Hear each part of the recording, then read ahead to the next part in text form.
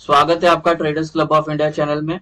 Hope आप सब लोग ठीक है। तो स्टार्ट करते हैं बैंक निफ्टी का मार्केट एनालिसिस कल के लिए। कल है 30 मई। कल से बैंक निफ्टी का नया वीक नया मंथ स्टार्ट हो रहा है। आज एक्सपायरी थी, कुछ खास नहीं हुआ एक्सपायरी में। थोड़ा मार्केट गिरी, 600 पॉइंट 650 पॉइंट नेगेटिव थी, लेकिन थोड़ा सा साइडवेज डाउन थी वो। ठीक है, ये यहाँ ओपन हो गई और ये फिर नीचे गिरता है।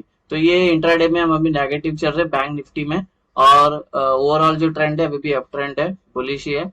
तो इंट्राडे में अगर किसी को प्राइस एक्शन बेस्ड ट्रेड करना है तो ये एक जोन रहेगा हमारा इंपॉर्टेंट कल के लिए। ठीक है, इसके नीचे अगर कोई नेगेटिव पैटर्न बनाती है तो शॉर्ट कर सकते हैं हम लोग। 48,200 का टारगेट होगा। अगर ये भी ब्रेक करता है तो नीचे का टारगेट मिलेगा 47,900 तक का। अगर ये इसी के ऊपर रहती है तो ऊपर और काफी टाइम इसके ऊपर सस्टेन करके एक पॉजिटिव पैटर्न बनाता है तो ये वाले तक का टारगेट ले सकते हैं, ट्रेंड लाइन तक, या तो 48,800 तक का। ठीक है, अगर ज्यादा ही सेफ प्ले करना है तो इसको ब्रेक होने देना, रिटेस्ट होगा तब एंट्री लेना। टारगेट 1 2 3 होगा। ठीक है, तो पहला टारगेट जो होगा वो ऊपर के साइड में 48,800, 49,100 और 49,500 का। अब हमारे छोटे टाइम फ्रेम पे आ गए इंट्राडे के। सेटअप डिस्कस करने से पहले आपसे रिक्वेस्ट करता हूँ, अगर आप चैनल पर नए हो तो प्लीज चैनल को सब्सक्राइब करना और बेल आइकन को हिट करना, जिससे मेरी सारी वीडियोस की नोटिफिकेशन आपको समय पे मिलते रहे। गाइस, ये कल का न्यूट्रल पॉइंट है और नॉन ट्रेडिंग जोन है और एक डिसेंडिंग वाइट रेंज है। ठीक है, जो हम 604 पॉइंट की जो गिरावट देखने मिली है इसके नीचे, ये इसको ब्रेक करके सस्टेन करती है तो अपसाइड के हम एक मूव देख सकते हैं अच्छा खासा। नहीं तो ये इसी के नीचे ही रहेगी तो नेगेटिव रहेगी। तो ये जो नॉन ट्रेडिंग जोन की जो वैल्यू होगी वो है 48,571 से लेकर 48,712। अभी रेजिस्टेंस लेवल डिस्कस करते हैं।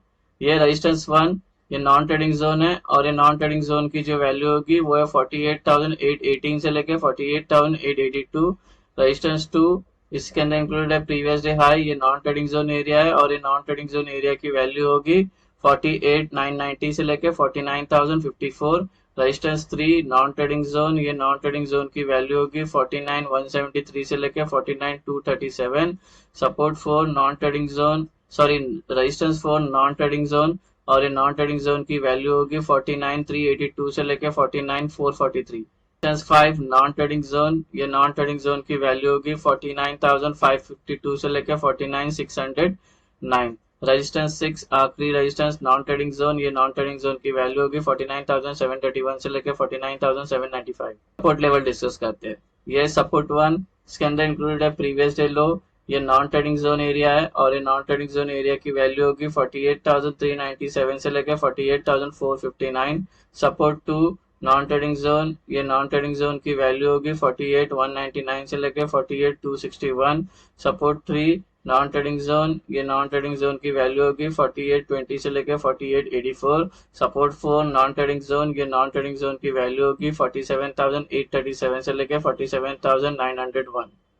सपोर्ट 5 नॉन ट्रेडिंग जोन, ये नॉन ट्रेडिंग जोन की वैल्यू होगी 47,648 से लेके 47,708। आखिरी सपोर्ट 6 नॉन ट्रेडिंग जोन, ये नॉन ट्रेडिंग जोन की वैल्यू होगी 47,455 से लेके 47,512।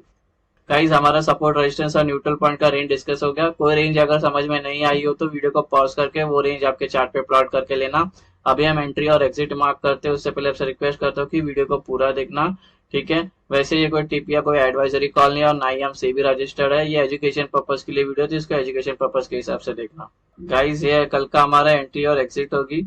जब नॉन ट्रेडिंग जोन मार्क हो जाएगा तो उसके अपर साइड में ग्रीन एरोज मार्क करना, लोअर साइड में रेड एरोज मार्क करना, जिससे आपको एंट्री और एग्जिट आसानी समझ में आए। ग्रीन का मतलब हमें बाय करना है, लॉन्ग होना है, रेड का मतलब हमें सेल करना है, शॉर्ट होना है। गाइस, सेटअप में एंटर होने से पहले दो रूल इंपॉर्टेंट है, वो दो रूल समझ कर लेना, उसके बिना हमारी एंट्री बनेगी नहीं। पहला जो रूल है वो प्राइस को नॉन ट्रेडिंग जोन में होना चाहिए। एनटीसी बोलेगा तो नॉन ट्रेडिंग, आपके सब जगह आपको एक एनटीसी दिखेगा। ठीक है, एनटीसी, ठीक है, नॉन ट्रेडिंग जोन में होना चाहिए। अगर वो नॉन ट्रेडिंग जोन में है तो उसको उस नॉन ट्रेडिंग जोन के अंदर 15 मिनट सस्टेन करनी चाहिए, या 15 मिनट के ऊपर कितने घंटे भी चलेगी। उसके बाद वो जिस साइड का ब्रेकआउट करेगा, अप साइड या डाउन साइड का, तभी हमारा ये ट्रेड इनिशिएट होता है। तो ये दो रूल एकदम इंपॉर्टेंट है। ठीक है, ये दो रूल जो है काफी इंपॉर्टेंट है, इसके बिना हमारा ट्रेड इनिशिएट ही नहीं होगा। और जब ये दोनों रूल मेट होने के बाद जब ब्रेकआउट और ब्रेकडाउन आती है, जब एंट्रीज की बारी आती है, तो एंट्रीज कौन सी लेनी है, तो उसमें भी दो है। एक होगी सेफ एंट्री होगी और दूसरी होगी एक एग्रेसिव एंट्री होगी। ठीक है, इसके बारे में थोड़ी देर में बताता हूँ। फिलहाल अभी हम डिस्कस करते हैं फ्लैट ओपन। अगर मार्केट फ्लैट ओपन होती है यहाँ पे, ठीक है, तो हम ट्रेड नहीं लेंगे, प्राइस को पहले नॉन ट्रेडिंग जोन में आने देंगे रूल के हिसाब से, और यहाँ पर अगर सस्टेन करती है 15 मिनट या 15 मिनट के ऊपर, फिर ये जिस साइड का ब्रेकआउट करती है उस साइड का हमारा ट्रेड बन सकता है। अभी डिस्कस करते हैं गैप अप। प्राइस अभी यहाँ पर है, अगर ये गैप अप होती है यहाँ पे तो ये नॉन ट्रेडिंग जोन में ओपन हो जाएगी डिफॉल्ट, और फिर ये रूल नंबर 1 मेट हो गया। रूल नंबर 2, अगर सस्टेन करती है 15 मिनट या 15 मिनट के ऊपर कितने घंटे भी, उसका ब्रेकआउट करते तो ऊपर का ट्रेड लेंगे, ब्रेक डाउन करते तो नीचे का ट्रेड लेंगे। अगर ये गैप अप होके तुरंत गिरना स्टार्ट करती है या और ऊपर जाती है तो हम ऐसे में रुक जाएंगे, ट्रेड नहीं लेंगे, नहीं वेट करेंगे प्राइस को नॉन ट्रेडिंग जोन में आने का। एग्जांपल के लिए गैप अप होती है और सपोज गिरना स्टार्ट करती है और ये नॉन ट्रेडिंग जोन में इसको एक सपोर्ट मिलता है और यहाँ पे टाइम स्पेंड करती है 15 मिनट या 15 मिनट के ऊपर कितने घंटे भी, उसका ऊपर का ब्रेकआउट आया तो ऊपर का ट्रेड, नीचे का ब्रेकडाउन आया तो नीचे का ट्रेड।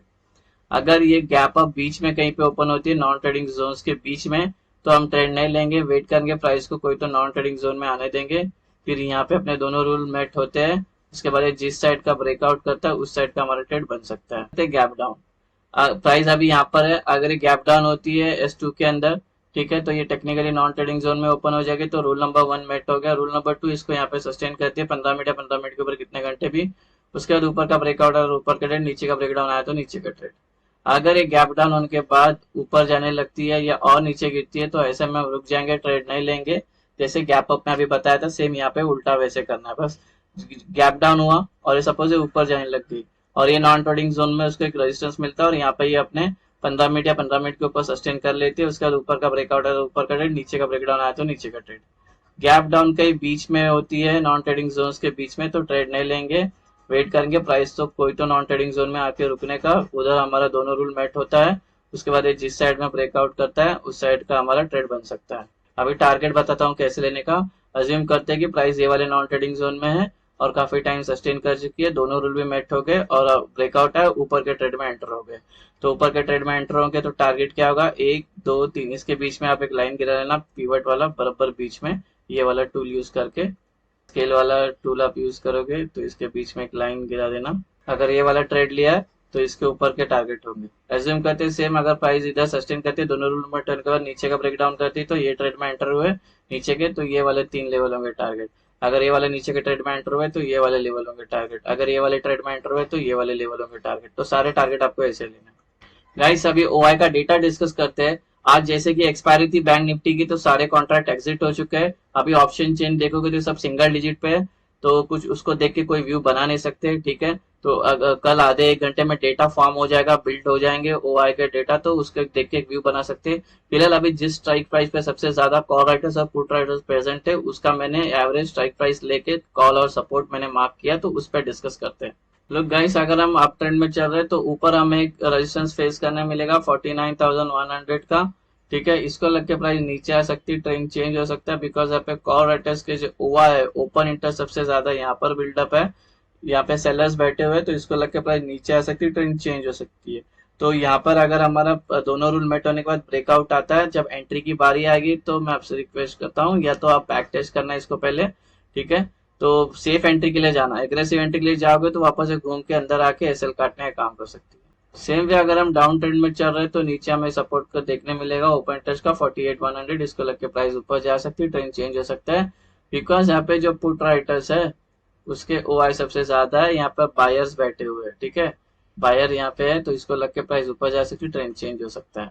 अभी डिस्कस करते हैं सेफ एंट्री, ठीक है। अज्यूम करते हैं कि प्राइस अभी यहाँ पर है, ठीक है, और ये दोनों रूल मेट हो गया और ये ब्रेकआउट आया, तो ब्रेकआउट वाली कैंडल छोड़ के नेक्स्ट जो कैंडल बननी चाहिए, 3 कैंडल ग्रीन बननी चाहिए, साइज कोई भी चलेगा, उसके बाद जब हम एंटर करेंगे तो ये बुलिश सेफ एंट्री हो जाएगी। सेम वे दोनों रूल मेट होने के बाद ब्रेकआउट आता है, ब्रेक डाउन आता है, तो ब्रेक डाउन वाली कैंडल छोड़ के नेक्स्ट जो 3 कैंडल बननी चाहिए रेड, उसके बाद जब एंट्री करेंगे तो हमारी ये सेफ बेरिश एंट्री होगी। डिस्कस करते हैं एग्रेसिव एंट्री का। सेम एज्यूम करते हैं कि अभी प्राइस यहाँ पे है, तो यहाँ पे दोनों रूल मेट हो गए, ये ब्रेकआउट आया, तो ब्रेकआउट वाली कैंडल को छोड़ के नेक्स्ट जो कैंडल बननी चाहिए वो ग्रीन बननी चाहिए, साइज कोई भी चलेगी, बस इसको टच नहीं होना चाहिए, कोई कहां से भी ब्रेकआउट आएगा तो कोई भी लेवल, सपोज यहाँ से ब्रेकआउट आया तो ये इधर ग्रीन बनेगी तो इसको टच नहीं होना चाहिए, तो वैसे ही इसको टच नहीं होना चाहिए, उसका विक भी टच नहीं होना चाहिए। उसके बाद जब एंटर करेंगे तो ये हमारी एग्रेसिव बुलिश एंट्री हो जाएगी। सेम वे अगर ये नीचे के साइड में ब्रेक डाउन करती है तो ब्रेक डाउन वाली कैंडल छोड़ के नेक्स्ट जो कैंडल बननी चाहिए वो रेड बननी चाहिए, साइज कोई भी चलेगी, इसको टच नहीं होना चाहिए, तो उसके बाद जब एंट्री करेंगे तो एग्रेसिव बेरिश एंट्री। बचा है हमारा पुट कॉल रेशियो जो चल रहा है 0.6। तो अभी ये क्या हुआ, मार्केट यहाँ पे बंद हुई है। अगर कल एक गैप डाउन होती है तो ये 0.6 का 0.5 आएगा, तो यहाँ से करेक्शन आ सकता है, शॉर्ट कवरिंग आ सकती है, पुल बैक आ सकता है। तो थोड़ा सा ध्यान से, गैप डाउन होने के साथ घुसना मत, नहीं तो ये ऊपर आएगी, क्योंकि ये ऑलरेडी ओवरसोल्ड जोन में चली गई है। ठीक है, ओवरसोल्ड जोन में। ठीक है, तो इस ये जब पुल बैक मारेगी उसके बाद ये डिसाइड करेगी इसको साइडवेज रहना है या ऊपर जाना है या इसको नीचे जाना है। ठीक है, तो थोड़ा सा शॉर्ट कवरिंग का ध्यान रखना। तो गाइज ये बन गया हमारा कल का बैंक निफ्टी का सेटअप इंट्राडे। होप आपको ये सेटअप पसंद आया तो वीडियो को लाइक शेयर सब्सक्राइब करना। Thank you very much for watching.